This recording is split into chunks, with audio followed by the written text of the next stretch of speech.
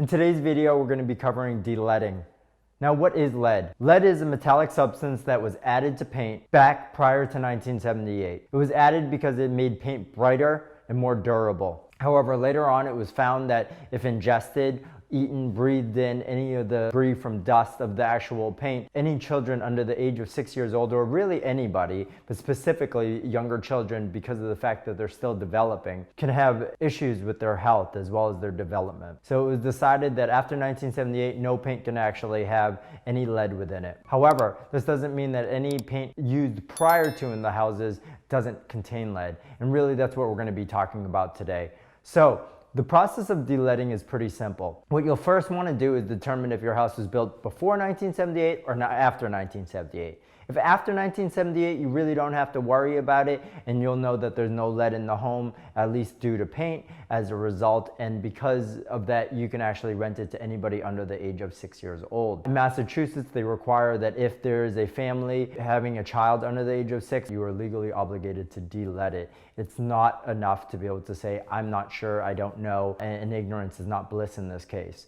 If it's built before 1978, what you'll do is you're going to just Google mass lead safe homes. There's a database in which you can type in your address and to see if there's any report or any certification saying that your property is deleaded. If there are reports, you can look at it and see what hazards have been found. And if not, and there's nothing, that means it hasn't been tested. So it's actually really good practice to be able to actually have the test done in advance, just so you know what you're dealing with, and also just be able to delead it should you want to. But it doesn't increase the value potentially, as well as the rentability of your unit, because you're now opening up your property to children and you can advertise it as such, rather than having to be reactive should someone come to you and need a unit deleaded because they're going to be occupying your unit with a child under the age of 6. What you'll do is you'll hire an inspector, and this inspector, the prices will range. It starts at about $300 per unit. Obviously, if you have multiple units, you might get a discount. If the units are larger, it might be a little bit more. What this inspector will do is they'll go room by room by room, both on the interior as well as the exterior. They're going to be able to test anything. Usually they'll use something called the XFR laser gun, and really what they do is they'll press it against a certain mountable aspect of your property. And when I say mountable, think about it in the sense that anybody, a child under the age of 6, about 4 feet and under, would be able to gnaw on, or anything that has friction.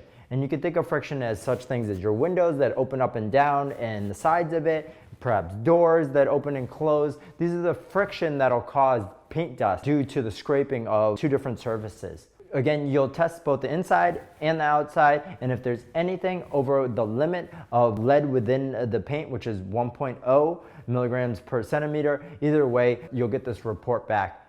And you'll be able to know, they'll circle anything that fails that needs to be deleaded. Now, how do you delead? After you have this, what you'll do is you'll send that report to a deleader. That deleader should come to your property. They can give you an estimate based upon the work that they know that needs to be done. However, they should come and determine if anything, especially if the report's older, if they need to do anything special to be able to pass your certification.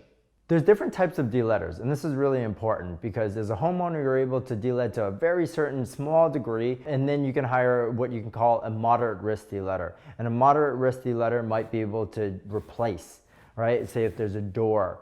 However, they aren't able to scrape, right? They aren't able to encapsulate, which is like sealing the lead. What you'll need for that is a full risk deleader, and they call it a class 1 in Massachusetts. And those people will have higher education, have a higher license, they have to pass exams, and obviously have the right insurance to be able to cover themselves as well. It's quite expensive to be able to pass these tests. I personally am myself a class 1 deleader. I've done this because I had so many clients that we have to go through and delead their property, as well as purchasing my own to make sure that they're lead safe for anybody that has children under the age of 6. And it gives me the real knowledge and ability to be able to walk someone through this process, to be able to explain what needs to be done, to be able to know that, you know, we're able to also offer them perhaps better discounted rates over other deleaders, because it's such a small circle of deleaders. There's, I think, only less than 150 in all the state of Massachusetts.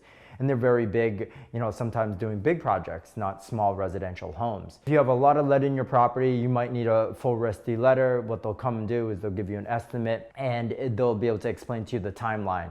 If there's families already in there, or any tenants really, and you want to delead, you're actually going to have to house them. So you'll have to pay for their housing, whether it's Airbnbs or a hotel, for the time period in which the deleader is doing the deletting, and as well as having the testing done afterwards. So remember, I told you that there was an inspector.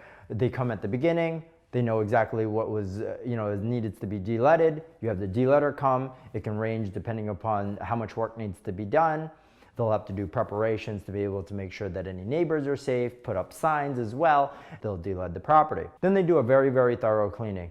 And then the lead person comes back and does another test. And yes, you have to pay for that as well. And they'll do a wipe test to make sure that there's no dust or particles or anything that can cause issues, because obviously if someone's scraping and deleading a property, dust is going to go everywhere. So they want to make sure that it's safe for people to move back in. Usually they'll send it over to a lab. They can rush pay. If not, typically it's about 3 to 4 days to be able to get that lead test back. And then once they get that lead test back, they'll be able to actually say, hey, your property's deleaded. If not, you're going to have to work with your deleader to be able to get those issues corrected, to again do another testing. And then once that testing is done and you pass, you're going to be able to have your certification. And then you can say, yes, my property is deleaded. It should be uploaded on that website we talked about before. And then you'll be able to have, children under the age of 6 living in your house safely. That's an overview of what it takes to delead your property.